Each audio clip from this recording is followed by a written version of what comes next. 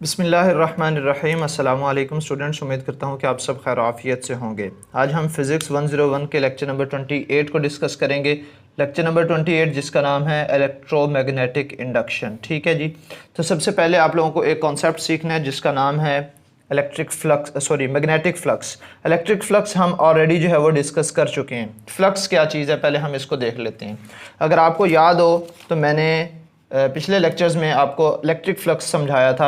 Electric flux ये था जिसको हम फाई ई से रिप्रेजेंट करते थे, which is equal to electric field lines multiply by vector area A. ठीक है, ये डॉट प्रोडक्ट होता था ई और ए का। ठीक है, तो जब इसको ख़त्म किया जाता था तो ये बन जाता था ए कॉज ऑफ थीटा, क्योंकि डॉट प्रोडक्ट को जब भी ख़त्म करते हैं तो हमारे पास कॉज थीटा जो है वो आता है। अब हम बात करेंगे मैग्नेटिक फ्लक्स की। ठीक है, जो अब हमारा है टॉपिक वो है मैग्नेटिक फ्लक्स। ठीक है, क्योंकि हम मैग्नेटिक इंडक्शन की बात कर रहे हैं। तो सबसे पहले मैग्नेटिक फ्लक्स के लिए आपने जो साइन देख लें वो होता है हमारे पास फाई बी। ठीक है, which is equal to B dot A. ठीक है, अब यहाँ पे magnetic field lines into vector area के इक्वल होगा। अब इसका भी डॉट प्रोडक्ट ख़त्म करेंगे तो ये B A cos of theta के इक्वल आ जाएगा। ठीक है, ये है हमारे पास फ्लक्स। बाकी मैं इसके नोट्स जो है वो आपको प्रोवाइड कर दूंगा इंशाल्लाह इस लेक्चर के बाद। तो सबसे पहले हम देखते हैं जी, earlier we had defined the flux of any vector field. किसी भी वेक्टर फील्ड का हम फ्लक्स ऑलरेडी डिस्कस कर चुके हैं। बेसिकली ये जिक्र कर रहा है इलेक्ट्रिक फ्लक्स का। ठीक है जी। तो for a magnetic field this means that the flux of a uniform magnetic field see figure. ये हमारे पास कुछ डायग्राम्स दी हुई हैं। ठीक है, मैग्नेटिक फील्ड अब जो है वो हम इसका देखेंगे।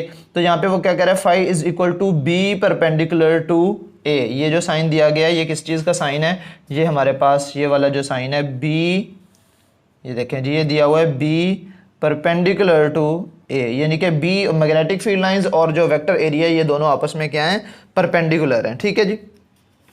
अच्छा, तो यहाँ पे हमारे पास जो है ये B A cos of theta आ जाएगा। मैं ऑलरेडी बता चुका हूँ। If the field is not constant over the area then we must add up all a little pieces of flux. अब वो कह रहा है कि अगर हमारे पास कोई यूनिफॉर्म फील्ड नहीं है, बल्कि हमारे पास लेट्स सपोज ये एक स्फेयर ले लें। ठीक है, इसका आपने मैग्नेटिक फ्लक्स फाइंड करना है। सेंटर पे जो है वो मैग्नेट पड़ा है, जैसे हम पहले चार्ज लिया करते थे। तो यहाँ पे जो है ना एक मैग्नेट पड़ा है, तो इसकी फील्ड लाइंस बाहर की तरफ जो है वो लेट्स सपोज एंटर ऐसे आ रही होंगी।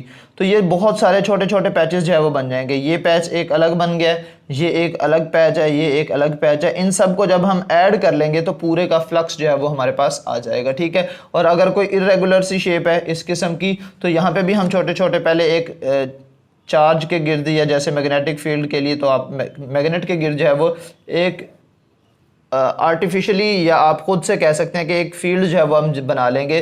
जैसे हमने इलेक्ट्रिक फील्ड लाइंस के लिए जो है वो बनाया था गॉसेस लॉ के मुताबिक गॉसियन सरफेस। ठीक है ना, तो यहाँ पे भी एक इमेजिनरी सरफेस जो है वो ड्रॉ कर ली जाएगी। बाकी सारा जो फ्लक्स होगा वो इन सब के पैचेस बनाने के बाद, सबको ऐड करने के बाद हमारे पास मिल जाएगा। ठीक है जी, ये बताया गया है।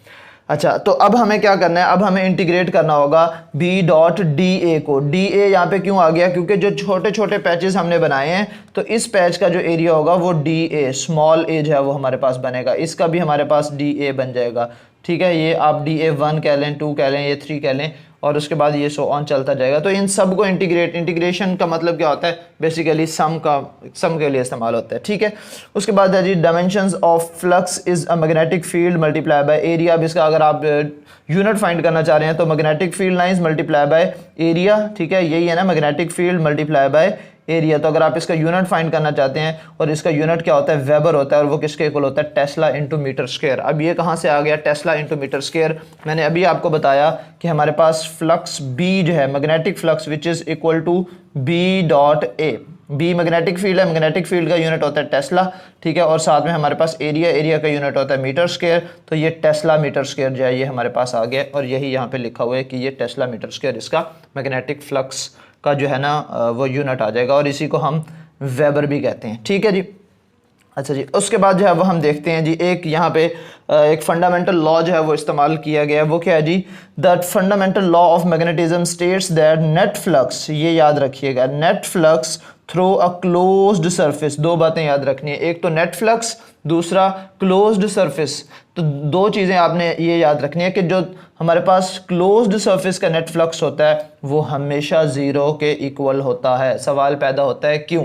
देखो भाई, ये है हमारे पास लेट्स सपोज एक बार मैग्नेट नीचे दिया गया है, तो इसमें से जितनी मैग्नेटिक फील्ड लाइंस निकल रही हैं उतनी ही मैग्नेटिक फील्ड लाइंस जो है वो इसके अंदर एंटर भी हो रही हैं। और लास्ट में इस चीज़ का जिक्र भी किया है, amount of flux leaving the surface is equal to that entering it. तो यही वजह है कि टोटल फ्लक्स क्या होता है? जीरो होता है, क्योंकि जितनी मैग्नेटिक फील्ड लाइंस इसमें से बाहर जा रही हैं उतनी ही फील्ड लाइंस इसके अंदर भी आ रही होंगी, लिहाजा क्लोज्ड सरफेस का नेट फ्लक्स हमेशा जीरो होगा। ठीक है जी। Phi B which is equal to B dot d a, ये हमेशा जीरो होगा।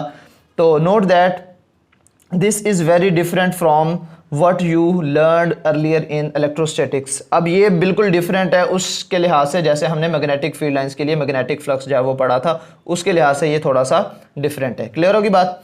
और उसके बाद जो है वो यहाँ पे एक और चीज़ यहाँ पे आपने समझनी है, where the flux is essentially electric charge. अब मैग्नेटिक फील्ड के अंदर कोई मैग्नेटिक चार्ज वाली नाम की कोई चीज़ नहीं है। हाँ, इलेक्ट्रिक फील्ड के लिए जो है वो हमारे पास एक इलेक्ट्रिक चार्ज होता था। अब यहाँ पे यही वो बता रहा है, there is no such thing that is magnetic charge. यहाँ पे कोई मैग्नेटिक चार्ज जो है वो नहीं होता, बल्कि फिर ये जो नॉर्थ पोल और साउथ पोल जो पैदा होते हैं वो बेसिकली इलेक्ट्रॉनिक करंट की वजह से जो है वो पैदा होते हैं। अब यहाँ पे वो बता रहा है, what we call the magnetic north और south pole of the magnet are actually due to the particular electronic current. ये इलेक्ट्रॉनिक करंट की वजह से होता है, ना कि ड्यू टू मैग्नेटिक चार्जेस, क्योंकि मैग्नेटिक चार्जेस नाम की तो कोई चीज़ ही नहीं है ना। ठीक है, तो इस बार मैग्नेट के अंदर यार ऑलरेडी आपने बचा दिया है। मैं आप लोगों को बता चुका हूँ कि in bar magnet below no matter which closed surface you draw, किसी भी किस्म का आप क्लोज सरफेस जो है वो ड्रॉ कर लें, जैसे मैंने अभी आपको ड्रॉ करके दिखाया था।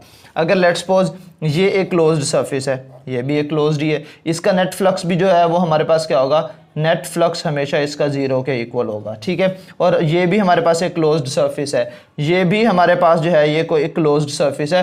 तो तमाम शेप्स का वो किसी भी किस्म की आप जो है वो शेप ड्रॉ कर लें, लेकिन उस क्लोज्ड सरफेस का जो नेट फ्लक्स होगा वो हमेशा जीरो होगा। वजह क्या है? Amount of flux leaving the surface is equal to entering the surface, कि जितना मैग्नेटिक फ्लक्स जो है वो एंटर हो रहा है उतना ही उसमें से बाहर निकल रहा है, as a whole net flux इसलिए जीरो आ गया। अब उसके बाद यहाँ पे इसी चीज़ को जो है वो इस्तेमाल करते हुए, इस इफेक्ट को इस्तेमाल करते हुए, ये अगर आपने पहली लाइन ये समझ ली तो इस लाइन के मुताबिक ये आपकी पहली एग्जांपल है और इसका जवाब है। अब मैं आपसे पहले सवाल पूछूंगा, फिर उसके बाद मैं खुद बताऊंगा जवाब इसका।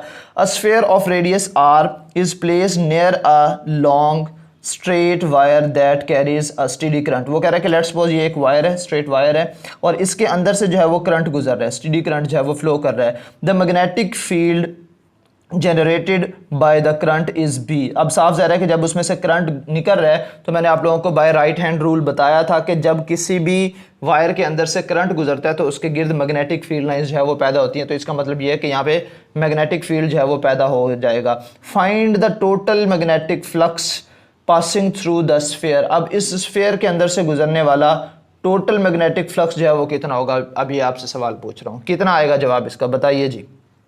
दो तीन सेकंड्स हैं आपके पास, जल्दी जल्दी ज़रा सोच के बताएं क्या होगा इसका मैग्नेटिक फ्लक्स, होगा या नहीं? यस और नो में बस बता दें जी। अपने आप को ही बताना, मुझे नहीं बताना आप लोगों ने जी। इसका नेट फ्लक्स जो है वो नहीं होगा। वजह, टोटल का मतलब क्या है यहाँ पे? Total mean net. तो नेट फ्लक्स ये क्लोज्ड है ना, स्फीयर है तो इट्स मीन क्लोज है, तो इसका जवाब क्या होगा? स्ट्रेट फॉरवर्ड मैंने पहली लाइन आपको बताई है। पहली लाइन अगर आपने ये इसी की दूसरे पॉइंट की पहली लाइन अगर आपको पता है तो ये इसका उसके मुताबिक नेट फ्लक्स क्या हो जाएगा? Net flux is equal to zero. ठीक है, आगे इसमें बताया हुआ भी है, ये देखें मैं भी आपको दिखाता हूं। चलें जी, answer is zero of course. वजह क्या है? क्योंकि एक क्लोज्ड सरफेस थी और इसका नेट फ्लक्स हमेशा जीरो होता है। ठीक है जी, अब हम आगे चलते हैं पॉइंट नंबर 3। अब फैराडेज लॉ जो है वो उसको हम देखते हैं कि इंड्यूस्ड ईएमएफ के लिए फैराडेज लॉ जो है वो क्या है। ठीक है जी, when magnetic flux changes in a circuit an electromotive force is induced which is proportional to the rate of change of flux। ये है हमारे पास फैराडेज लॉ। फैराडेज लॉ ये कहता है कि अगर किसी भी हमारे पास जगह से या किसी भी एक ख़ास रीजन में मैग्नेटिक फ्लक्स चेंज हो रहा है और वो जो रीजन है उसके अंदर कोई आपके पास कंडक्टर भी पड़ा है तो डेफिनेटली वो क्या चीज़ पैदा करेगा, is proportional to the rate of change of flux, और ये जो चीज़ पैदा करेगा वो पैदा करेगा इंड्यूस्ड ईएमएफ, ठीक है ना, ये इलेक्ट्रोमोटिव फोर्स भी आप इसको कहते हैं। तो बेसिकली ये एक्चुअली फोर्स नहीं है, ये आगे आपको बताया भी जाएगा, इस पॉइंट के अंदर हम डिस्कस करेंगे। ये इलेक्ट्रोमोटिव फोर्स दरअसल फोर्स नहीं है, बल्कि ये क्या है, ये पोटेंशियल का डिफरेंस होता है, ठीक है जी। अच्छा जी, अब मैथमेटिकली ये क्या कह रहा है कि जो हमारे पास किसी भी एरिया में से अगर वहाँ पे कोई मैग्नेटिक फील्ड लाइंस जनरेट हो रही हैं और वहाँ पे कोई आपके पास कंडक्टर भी पड़ा है, तो उसमें से बेसिकली जब magnetic field line, let's suppose मैं यहाँ पे बता देता हूँ जी, ये लें, लेट्स सपोज यहाँ पे एक मैग्नेट है, ठीक है, वहाँ से जो है वो मैग्नेटिक फील्ड लाइंस इस तरह से निकल रही हैं, ठीक है, और उसके सामने आपने कोई जो है वो कॉइल रखी हुई है और उसमें से ये मैग्नेटिक फील्ड लाइंस भी जो है वो जा रही हैं, सिर्फ यहाँ से गुजर नहीं रही बल्कि ये चेंज भी हो रही हैं, ठीक है, ये फील्ड लाइंस जो है वो क्या हो रही हैं, चेंज भी हो रही हैं। तो जितनी ज़्यादा से ज़्यादा मैग्नेटिक फील्ड लाइंस चेंज होंगी उतना जो ईएमएफ है वो भी ज़्यादा पैदा होगा, जिसको हम एप्सिलॉन या जो है इसको हम इलेक्ट्रोमोटिव फोर्स का नाम देते हैं, कि ये डायरेक्टली प्रोपोर्शनल होंगे दोनों आपस के। जितना मैग्नेटिक फ्लक्स ज़्यादा चेंज होगा उतना जो है वो इंड्यूस्ड ईएमएफ, इंड्यूस्ड ईएमएफ का मतलब बेसिकली वोल्टेज ही है, यानी कि पोटेंशियल का डिफरेंस उतना ज़्यादा क्रिएट हो जाएगा, ठीक है जी। ये बेसिक प्रिंसिपल है जो हम जनरेटर्स के अंदर जो है वो इस्तेमाल करते हैं और इसी लॉ को हम अगले लेक्चर में 29 में इस्तेमाल भी करेंगे, ठीक है जी। अब सबसे पहले हम ये देखते हैं जी कि मैथमेटिकली जो हमारे पास इंड्यूस्ड ईएमएफ है वो इक्वल होगी माइनस, ये आपने याद रखना क्योंकि इसकी डायरेक्शन हमेशा अपोजिट होती है, माइनस डेल्टा या d phi B divided by D T, के rate of change of magnetic flux जितना ज़्यादा होगा उतना जो है वो इंड्यूस्ड ईएमएफ पैदा होगा, where E is the induced EMF if the coil consist of N number of turns. अभी तो ये है कि हमारे पास सिंगल एक कॉइल थी, लेट्स सपोज ये एक लूप बन रही है, सिंगल एक कॉइल बन रही है, तो यहाँ पे n जो कि नंबर ऑफ टर्न्स हैं वो क्या है, 1 है, तो 1 आप किसी नंबर के साथ मल्टीप्लाई करें या ना करें कोई फर्क नहीं पड़ता, तो इसीलिए हमारे पास एप्सिलॉन जो है वो इक्वल बन रहा है minus D phi B divided by D T, ठीक है, डी टी के इक्वल आ रहा है। लेकिन जब हमारे पास इसमें बहुत सारे टर्न्स आ जाएंगे, लेट्स सपोज मैं ये कह रहा हूँ कि ये कॉइल नहीं रही बल्कि हमने एक सिंपल वायर नहीं रही बल्कि मैंने इसको स्प्रिंग नुमा जो है वो बना दी है, अब इसमें नंबर ऑफ टर्न्स जो है वो बेशुमार आ जाएंगे, ये नंबर ऑफ टर्न्स है, यानी कि ये जो एक साइकिल बन रहा है ये एक नंबर ऑफ टर्न है, ठीक है। तो यहाँ पे फिर जब मैं इसको n के साथ मल्टीप्लाई कर दूंगा सो ये बन जाएगा epsilon which is equal to minus n D phi B divided by D T, ठीक है। तो ये हमारे पास फैराडेज लॉ जो है वो बन जाएगा उस केस में अगर हमारे पास वायर सिंगल नहीं है बल्कि उसके अंदर नंबर ऑफ टर्न्स जो है वो काफ़ी सारे आ गए हैं, ठीक। सो यहाँ पे हमारे पास जो है ये आ गया minus N D phi B divided by D T, ठीक है। अब यहाँ पे how does the flux through the coil changes, किस तरह से फ्लक्स जो है वो चेंज हो सकता है, उसके लिए 3 पॉइंट्स हैं और ये शॉर्ट क्वेश्चन है। Consider a coil and a magnet, हमारे पास एक कॉइल है और एक मैग्नेट मौजूद है, हम देख सकते हैं कि किस तरह से जो है वो आप चेंज कर सकते हैं। नंबर 1, मूव द मैग्नेट, आप क्या करें, अब देखो जी मैं यहाँ पे आपको करके दिखाता हूँ।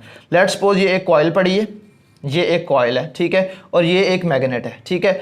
अब मैं इस मैग्नेट को घुमा रहा हूँ, जब मैं मैग्नेट को घुमा रहा हूँ तो इसका मतलब ये है कि इसकी फील्ड लाइंस मुसलसल इसमें से कभी, अब ये वाली साइड सामने है तो इसकी फील्ड लाइंस जो है वो हो सकता है ज़्यादा से ज़्यादा गुजर रही होंगी, नॉर्थ पोल है, लेकिन जैसे जैसे ये चेंज होगा वैसे वैसे इसके अंदर से गुजरने वाली मैग्नेटिक फील्ड लाइंस की अमाउंट भी जो है वो चेंज होगी। जब ये अमाउंट चेंज होगी तो होगा ये कि आपके पास मैग्नेटिक फ्लक्स चेंज हो रहा है, पहली चीज़, पहला केस तो ये हो गया। फिर उसके बाद वो कह रहा है change the size and shape of the coil by squeezing it, आप इस कॉइल को या फिर जो है वो खींच के बड़ा कर दें या इसको जो है वो स्क्वीज कर दें, यानी कि इसको छोटा कर दें, कंप्रेस कर दें। तो जब ये छोटी बड़ी होगी तो डेफिनेटली इसके अंदर से जो मैग्नेटिक फील्ड लाइंस जो गुजरनी है उसकी भी जो अमाउंट है वो कम या फिर ज़्यादा होगी। तो दूसरा तो केस ये है। तीसरी जो हमारे पास जो है वो पॉसिबिलिटी है वो ये है कि आप मूव द कॉइल, अब आप मैग्नेट को स्टेबल रखें और ये जो कॉइल है अब आप इस कॉइल को जो है वो घुमाएं, ठीक है। मैं अब आपको एनिमेशन एक दिखा दूंगा, ये आप देख लीजिएगा, मैं कोशिश करूंगा कि इसके अंदर मैं एंटर कर दूं, ठीक है ना,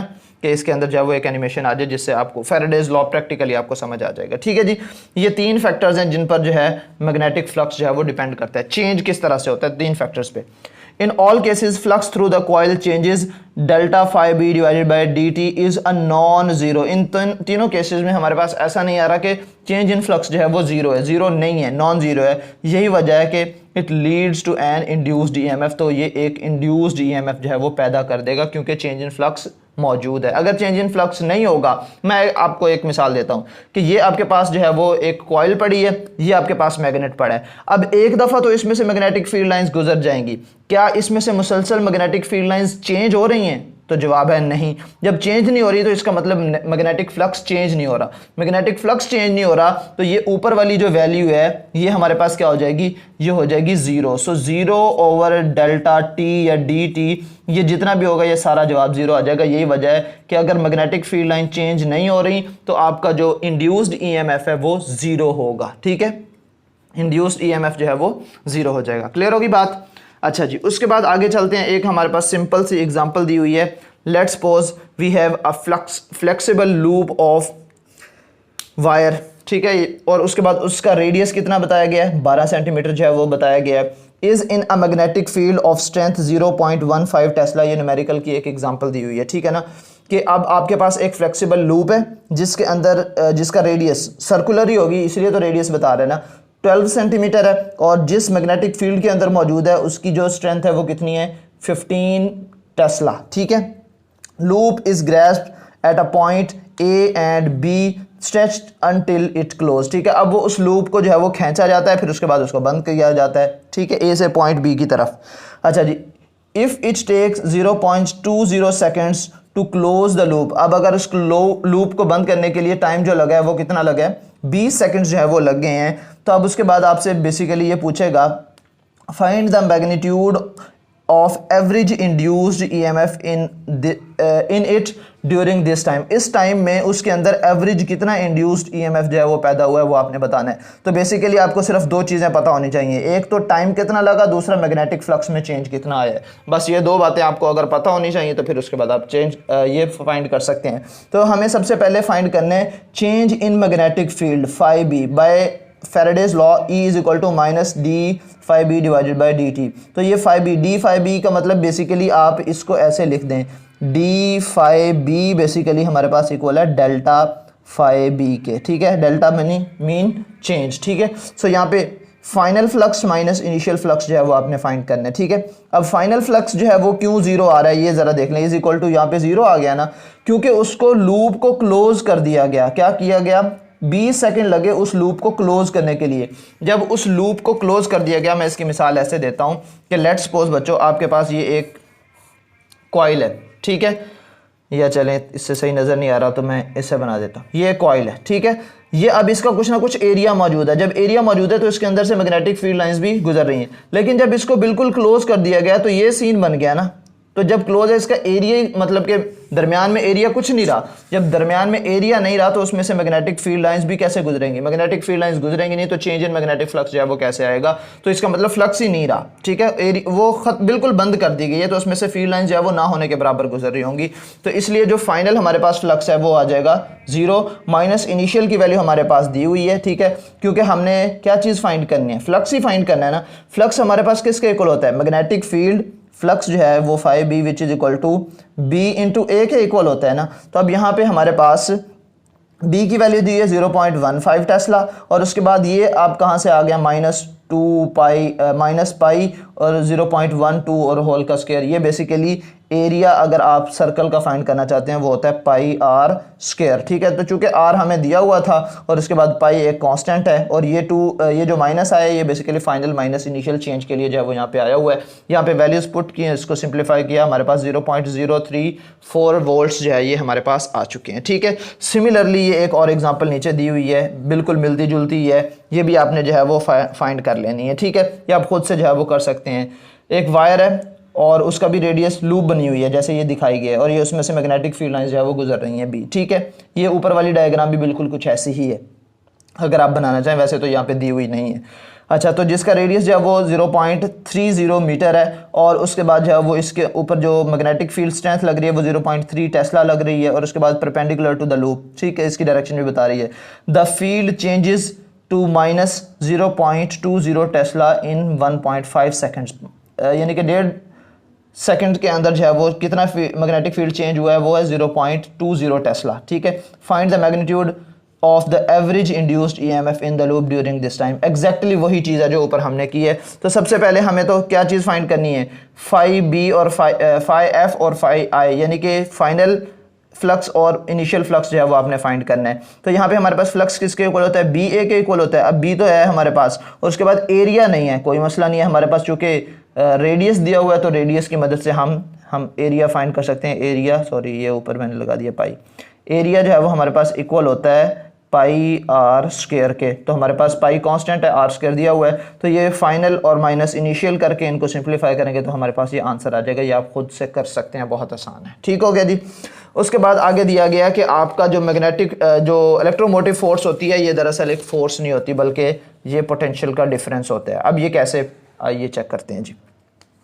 लेट्स सपोज वो कह रहे हैं कि remember that electromotive force is not actually a force but difference in electric potential between two points. Let's suppose एक पॉइंट ए है ये वाला, ठीक है, और एक पॉइंट बी है ये वाला। इन दोनों के दरमियान पोटेंशियल का डिफरेंस जितना है वो बेसिकली इसकी मोटिव इलेक्ट्रोमोटिव फोर्स है। लेट्स सपोज इस पॉइंट पर जो है वो कह लें जी 20 वोल्ट्स जो है वो पोटेंशियल है, और इस पॉइंट पर जो है वो 10 वोल्ट्स पोटेंशियल है। तो इसमें पोटेंशियल का डिफरेंस कितना है जी, 10 आ रहा है, 10 यूनिट्स जो है वो इसमें पोटेंशियल का डिफरेंस आ रहा है। तो बेसिकली ये हमारे पास इलेक्ट्रोमोटिव फोर्स होगी, और यही बेसिकली हमारे पास वोल्टेज भी होते हैं। और ये मैं ऑलरेडी 2-3 दफ़ा जो है वो डिफरेंट लेक्चर्स में, प्रीवियस लेक्चर्स में डिस्कस कर चुका हूँ कि इलेक्ट्रोमोटिव फोर्स ये फोर्स नहीं होती बल्कि पोटेंशियल का डिफरेंस होता है। ठीक है जी।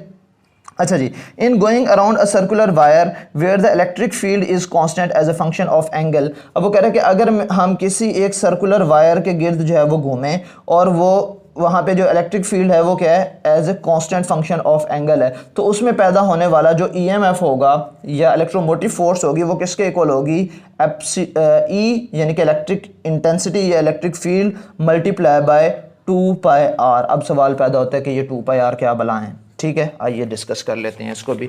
2πr बेसिकली आप लोगों को पता होना चाहिए, it's a circumference of a circle. अच्छा, पहले आप ये फार्मूला देख लें, फिर उसके मुताबिक आपको ज़्यादा आसानी से समझ आ जाएगा कि अगर आप किसी भी क्लोज्ड सर्किट के गिर्द घूम रहे हैं और उसकी इलेक्ट्रिक फील्ड लाइंस मौजूद हैं, तो आप उस इलेक्ट्रिक फील्ड लाइंस को डिस्टेंस के साथ मल्टीप्लाई कर देंगे तो बेसिकली इलेक्ट्रोमोटिव फोर्स ई जो है वो आ जाएगी। अब उसने कहा था कि ये हमारे पास एक सर्कुलर वायर है, तो लेट्स सपोज ये हमारे पास एक सर्कुलर वायर बन गई है।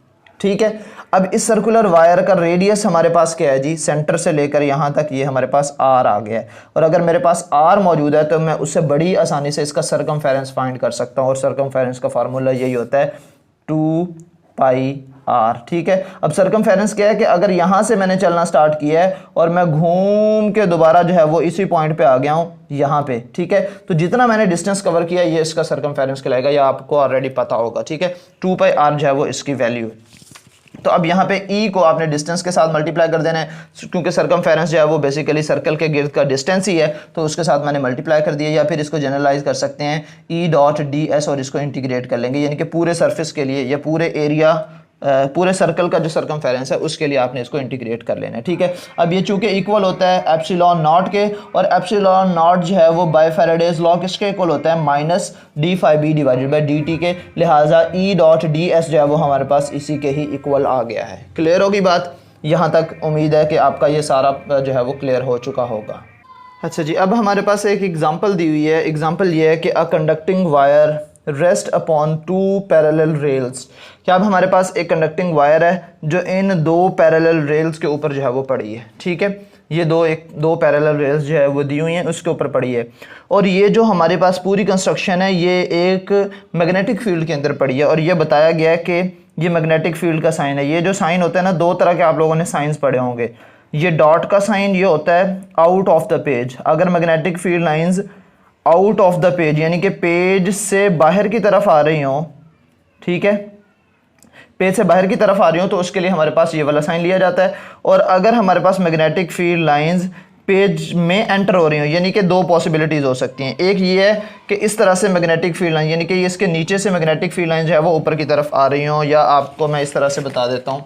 लेट्स सपोज कि इस तरह से है कि अगर मैग्नेटिक फील्ड लाइंस नीचे से इस पेपर में से बाहर की तरफ आ रही हैं, ठीक है, मैग्नेटिक फील्ड लाइन जो है वो इस तरह से पेपर के नीचे से बाहर की तरफ जो है वो आ रही हैं, इसके लिए साइन हमारे पास है आउट ऑफ द पेज यानी कि डॉट का। और अगर मैग्नेटिक फील्ड लाइंस ऊपर से पेज से अंदर की तरफ जो है वो जा रही हैं, ये वाला साइन जो है वो हमारे पास कौन सा होगा, इसके लिए हम डॉट का साइन, क्रॉस का साइन इस्तेमाल करते हैं, इन टू द पेज, ठीक है, इन टू द पेज, ठीक है, ये आप लोगों ने याद रख लेते हैं। अच्छा, तो अब यहाँ पे यही कंस्ट्रक्शन दी गई है कि एक हमारे पास एक ये रेल दी हुई है, एक ये रेल दी हुई है, और इसके ऊपर हमारे पास एक कंडक्टिंग वायर जो है वो पड़ी है, ठीक है। और उसके बाद जो है वो आप इसको जो है वो खींचते हैं टुवर्ड्स राइट, यहाँ से आपने इसको इस तरफ जो है वो खींचते हैं। जितना आप खींचते जाएंगे with speed v, the magnetic field b is perpendicular to the plane. पता है कि ये हमारे पास ये प्लेन है और इसके ऊपर से मैग्नेटिक फील्ड लाइंस नीचे की तरफ जो है वो जा रही हैं, तो ये दोनों आपस में परपेंडिकुलर हो गई, यानी कि ये वाला प्लेन, ठीक है, ये वाला प्लेन सारा, और ये मैग्नेटिक फील्ड लाइन जो है वो ऊपर से नीचे की तरफ ऐसे जो है वो एंटर हो रही हैं, ठीक। उसके बाद आपने ये करना है कि ये perpendicular to the plane of the rails as shown below, find the current that flow in a circuit. आप इस सर्किट में से कितना करंट फ्लो करेगा ये आपने बताना है, ठीक है। सबसे पहले इसके सोल्यूशन की तरफ जो है वो हम आते हैं। ये डायग्राम आप लोगों ने समझ लिए। Since as the wire is pulled to right, अब इस वायर को किधर खींचा जाएगा, राइट की तरफ जो है वो खींचा जाएगा। Area of the circuit increased so flux increase. जितना मैं इस रेल को, लेट्स सपोज ये देखें जी, ये दो रेल्स थी, ठीक है, ये दो रेल्स हैं, और इसके ऊपर हमारे पास जो है ये वायर, कंडक्टिंग वायर जो है वो पड़ी है एक, और एक इसके साथ जो है वो कोई और कंडक्टिंग वायर, हम लेट्स सपोज, मैं यहाँ से, एक मिनट जी, लेट्स सपोज एक और कंडक्टिंग वायर जो है वो हम रख लेते हैं, लें जी, ठीक है। अब मैं जितना इसको राइट की तरफ खींचता जाऊंगा ये एरिया उतना बढ़ता चला जाएगा, ये ज़्यादा एरिया होता जाएगा। इसका मतलब यह है कि इसमें से जो फ्लक्स है वो ज़्यादा से ज़्यादा चेंज होगा, ठीक है। तो ये इसका बेसिकली कॉन्सेप्ट था। तो जितना जो है वो एरिया को इंक्रीज करेंगे उतना फ्लक्स इंक्रीज होगा। मैयर एक्स, अब यहाँ पे एक्स हमने फाइंड करना है अबव, सो दैट, अब ये एक्स हमारे पास जो है वी टी के इक्वल कैसे आ गया। आप लोगों ने वेलोसिटी का फॉर्मूला पढ़ा हुआ है कि वेलोसिटी हमारे पास इक्वल होती है डिस्प्लेसमेंट डिवाइडेड बाय टाइम के, ठीक है। तो अब यहाँ पे अगर आपने डी फाइंड करना हो तो ये हमारे पास इक्वल हो जाएगा v into T which is equal to D. अब यहाँ पे डिस्प्लेसमेंट नहीं है बल्कि हमारे पास डिस्टेंस है, और डिस्टेंस को d की बजाय हमने किससे रिप्रेजेंट किया गया है, x से रिप्रेजेंट किया हुआ है। So x is equal to V T, ठीक है। तो ये हमारे पास x की वैल्यू भी आ गई है, क्योंकि इसका जो हमारे पास जितना इसको इधर लेके जाना है किसी वेलोसिटी के साथ लेके जाएंगे और इसको इधर ले जाने में कोई ना कोई टाइम भी लगेगा, तो उन दोनों का प्रोडक्ट हमारे पास जो है वो डिस्टेंस के इक्वल आ जाएगा। x keeps increasing as we pull, जितना हम इसको खींचते जाएंगे उतना जो है ये डिस्टेंस बढ़ता चला जाएगा। लेट्स सपोज ये पहले ये रेल्स नीचे ही वाली है, ठीक है, एक यहाँ पे है और दूसरी जो है वो ये है। जितना मैं इसको खींचता जाऊँगा उतना डिस्टेंस, पहले ये कम था, अब डिस्टेंस बढ़ रहा है बढ़ रहा है बढ़ रहा है, इसीलिए एरिया भी बढ़ रहा है, ठीक हो गया। तो अब हमने फाइंड करना है इसका मैग्नेटिक फ्लक्स। तो मैग्नेटिक फ्लक्स क्या होगा, इन्होंने यहाँ पे दिया हुआ है कि मैग्नेटिक फ्लक्स जो है वो equal to B D X. अब ये कहाँ पे से आ गया, हमारे पास मैग्नेटिक फ्लक्स जो है वो इक्वल होता है phi B which is equal to b into a, ठीक है, बी डॉट ए। अब यहाँ पे एरिया की बजाय डी इंटू एक्स कहाँ से आ गया, तो अगर आप गौर से इस डायग्राम को देखें, D is the distance between the parallel rails, in rails के दरमियान जो डिस्टेंस है ये हमारे पास क्या है जी, ये d है। तो यानी कि एक ये इसकी चौड़ाई आ गई और ये x उसकी क्या आ गई है, लंबाई। और एरिया क्या होता है हमारे पास, एरिया जो है वो हमारे पास लेंथ इंटू विड्थ के इक्वली होता है, और लेंथ हमारे पास x है और विड्थ जो है वो हमारे पास d है। तो आप इसको अल्फ़ाबेटिकली dx की फॉर्म में लिख सकते हैं। तो एरिया की जगह ये हमारे पास आ गया है, और ये हमारे पास इसका जो फ्लक्स बन जाएगा phi B which is equal to B dot D X की फॉर्म में आप जो है वो लिख सकते हैं, या इसको सिंपली बी डी एक्स भी लिखा जा सकता है, ठीक हो गया जी। अच्छा जी, उसके बाद अब हम आगे चलते हैं कि आगे ये हमारे पास मैग्नेटिक फ्लक्स तो आ गया, लेकिन हमारा असल टारगेट मैग्नेटिक फ्लक्स का फाइंड करना नहीं है, हमारा असल टारगेट इसका करंट फाइंड करना है। तो हम करंट तक जो है वो इसको लेके जाएंगे, ठीक है। सिर्फ करंट पे भी बात ख़त्म नहीं होगी, अगली एग्जाम्पल में हमने पावर्स भी जो है वो पावर डेसिपेशन और पावर भी जो है वो फाइंड करनी है, ठीक है। तो सबसे पहले ये मैग्नेटिक फ्लक्स आ चुका है बी डी एक्स, ठीक है। अब हमने फाइंड क्या करना है जी, अब हम इसका जो है वो ईएमएफ यानी कि इंड्यूस्ड ईएमएफ ये कह लें कि ये फाइंड करना है, और by Faraday's law which is equal to minus D phi B divided by D T, ठीक है, इसी के इक्वल है। और ये डी फाई बी की वैल्यू हमारे पास ऑलरेडी आ चुकी है, वो है बी डी एक्स। तो मैं यहाँ पे ये पुट कर सकता हूँ, ये हो जाएगा minus B D X divided by D T. यहाँ तक हमारे पास क्लियर हो गया। और अगर मैं इसको थोड़ा सा मज़ीद सिंप्लीफाई कर लूँ, ये देखें, ये एक्स है और ये डिवाइडेड बाय टाइम है, इसको मैं रीअरेंज तो नहीं, मतलब कि इसको माइनस बी डी और इसको डी एक्स डिवाइडेड बाय अगर मैं डी टी कर दूं तो टाइम के लिहाज से डिस्टेंस जितना चेंज होता है ये बेसिकली हमारे पास क्या होती है, ये वेलोसिटी के इक्वल आता है। तो ये माइनस बी डी और ये हमारे पास v जो है वो बन जाएगा। अच्छा, अब आपने एक चीज़ गौर करनी है, ये हमारे पास माइनस में आ रहा है लेकिन यहाँ पे सिर्फ प्लस में दिया गया, तो माइनस कहाँ गायब हो गया। तो बेसिकली यहाँ पे जस्ट मैग्नीट्यूड लिखा गया और मैग्नीट्यूड यहाँ पे लिखा हो तो उसमें हमारे पास डायरेक्शन वगैरह के लिए की ज़रूरत नहीं होती। और फिज़िक्स के अंदर जब भी माइनस का साइन आएगा ये आप लिख के रख लें कि ये नेगेटिव साइन जो है, ये जो नेगेटिव साइन है बेसिकली डायरेक्शन के लिए ही इस्तेमाल होता है। ठीक हो गया, ये डायरेक्शन के लिए इस्तेमाल होता है और यहाँ पे जस्ट मैग्नीट्यूड लिखा हुआ है, आप सिर्फ इसको ये समझ लें। क्लियर होगी बात। अच्छा, ये हमारे पास किसकी वैल्यू आ गई है, ये हमारे पास वैल्यू आ गई है एप्सिलॉन की, यानी कि हमारे पास जो इंड्यूस्ड ईएमएफ है वो आ गया हमारे पास बी डी वी, ये आ चुका है। अब हमने ये देखना है कि हमारे पास करंट किसके इक्वल आएगा, क्योंकि हमारा असल टारगेट तो करंट फाइंड करना है ना। तो अगर आपको याद हो V is equal to I R होता है, V is equal to I R, और यहाँ से अगर मैं I फाइंड करना चाहूँ तो ये मेरे पास बन जाएगा V divided by R is equal to I, या फिर आप ये कह लें कि I बराबर है V डिवाइडेड बाय R के। और ये मैं कई दफ़ा पहले भी बता चुका हूँ कि ये जो एप्सिलॉन नॉट नहीं, सिर्फ एप्सिलॉन जो है वो बेसिकली पोटेंशियल का डिफरेंस ही है। ये इलेक्ट्रोमोटिव फोर्स बेसिकली क्या है, पोटेंशियल का डिफरेंस ही है। तो मैं इस इक्वेशन के अंदर अगर इसकी वैल्यू पुट कर दूं, क्योंकि यहाँ पे ये लिखूं या मैं एप्सिलॉन लिखूं एक ही बात है, तो ये बन जाएगा I is equal to B D V divided by R। तो ये मेरे पास करंट की वैल्यू आ चुकी है और B D V divided by R, यही here R is the resistance of a circuit. ये जो वायर्स ली गई हैं, साफ ज़ाहिर है इन वायर्स की कुछ ना कुछ रेजिस्टेंस भी होगी। कोई कंडक्टर जितना मर्जी अच्छा कंडक्टर हो लेकिन वो 100% कंडक्टर नहीं होता, उसके अंदर कुछ ना कुछ रेजिस्टेंस मौजूद होती है। ये बेसिकली रेजिस्टेंस उसकी वो वाली आ गई है।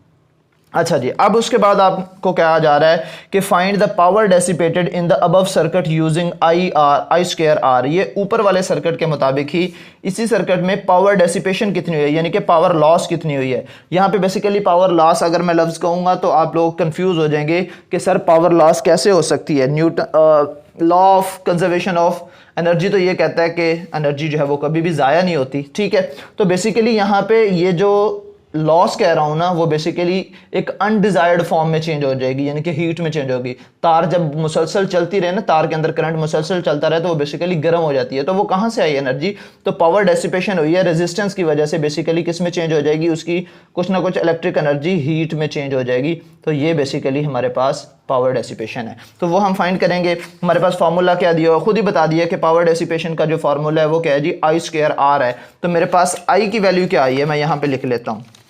अभी ये हमारे पास I की वैल्यू ऊपर जो हमने निकाली है वो आ चुकी है, I इज़ इक्वल टू, ठीक है, I is equal to B D V divided by R। ठीक है, अभी उसने कहा कि जो पावर डेसिपेशन है, मैं यहाँ पे पी डी लिख रहा हूँ, power dissipation which is equal to I square into R. तो I की वैल्यू हमारे पास यही है, तो मैं B D V divided by R और इस सारे का स्क्वायर, क्योंकि ये I की वैल्यू और इसका स्क्वायर मल्टीप्लाई बाय ये R, वैसे का वैसे ये बन जाएगा बी स्क्वायर डी स्क्वायर और ये हमारे पास V square divided by R का भी स्क्वायर। ठीक है, और इसको R के साथ ये मल्टीप्लाई कर रहे हैं तो एक R इस एक R के साथ कैंसिल हो जाएगा, B D square V square divided by R। ये हमारे पास पावर डेसिपेशन जो है वो आ चुकी है।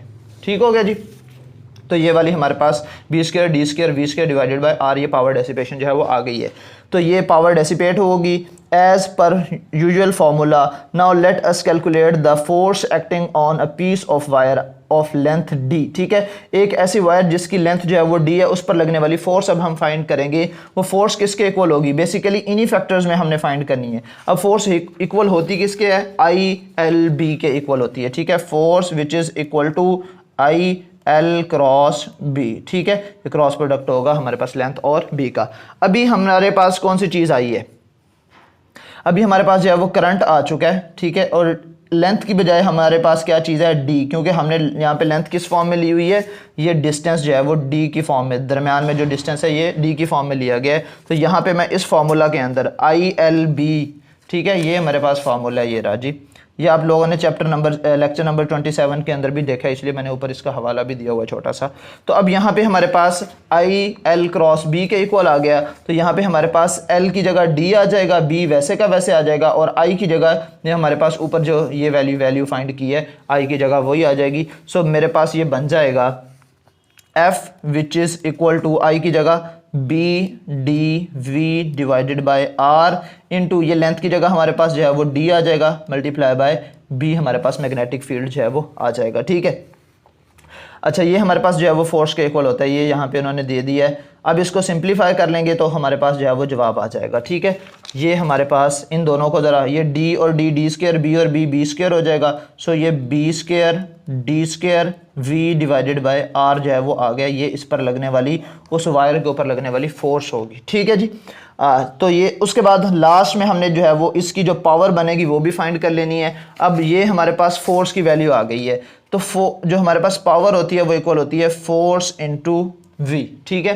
तो अब फोर्स इंटू V यानी कि फोर्स की ये वैल्यू है, तो इसको V के साथ मल्टीप्लाई कर दूंगा। फोर्स की वैल्यू लिखूंगा पहले B square D square V divided by R। अब यहाँ पे ये तो यहाँ तक फोर्स की वैल्यू आ चुकी है, और ये मल्टीप्लाई बाय V भी है, तो इसको V के साथ मल्टीप्लाई कर देता हूँ। ये हो जाएगा B स्क्वायर D स्क्वायर और ये V into V square divided by R। लें जी, हाँ, ये हमारे पास पावर उसकी P जो है ये भी आ गई है, ठीक है। यहाँ से हटाएं, इसको यहाँ पे लगा दें। क्लियर हो गया, और ये आपका जो है वो टॉपिक सारा क्लियर हो गया। लास्ट में आपको दिया गया है लेंजेज लॉ। लेंजेज लॉ में आपको आपकी बुक से नहीं बल्कि एक छोटी सी बुक से मैं आपको करवा देता हूँ। ये है जी आपका लेंजेज लॉ, ठीक है। अब इसको ज़रा देख लें कि लेंजेज लॉ है क्या। लेंजेज लॉ बेसिकली एक फिजिशियन थे, मतलब फिजिस्ट आप कहते हैं, फिजिशियन तो डॉक्टर बन जाएगा, फिजिस्ट, ठीक है।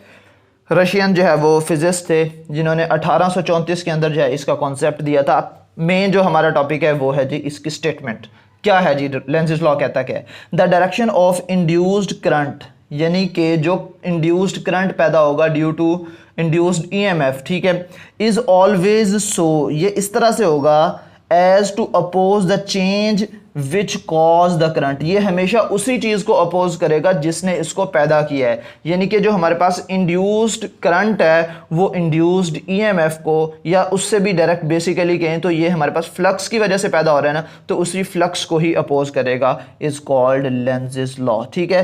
The Lenz's law refers to induced current but not induced EMF। ये बात याद रखने की है कि ये हमेशा इंड्यूस्ड करंट के मुतालिक होता है, ना कि इंड्यूस्ड EMF के मुतालिक, ठीक है।